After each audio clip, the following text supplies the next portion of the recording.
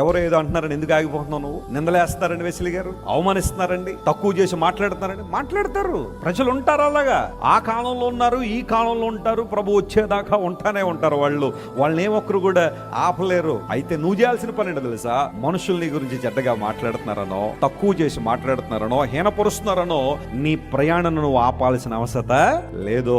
క్రైస్తవ జీవితం గురి లేని జీవితం కాదు. ప్రజలు నీ గురించి తక్కువగా మాట్లాడిన ఆగిపోతావా? ప్రపంచంలో చాలా మంది గొప్ప గొప్ప కార్యాలు చేసిన వాళ్ళందరూ కూడా ఇలాంటి సవాళ్ళను ఎదుర్కొన్న వారే. నువ్వు చేయలేవు, నీ వల్ల కాదు అన్న వాళ్ళే చేసి చూపించారు. కారణం ఏంటో తెలుసా? నిందలు వారి ప్రయాణాన్ని ఏం చేయలేదు, ఆపలేదు. అట్టు పిమ్మట యేసయ్య బయలుదేరాడు.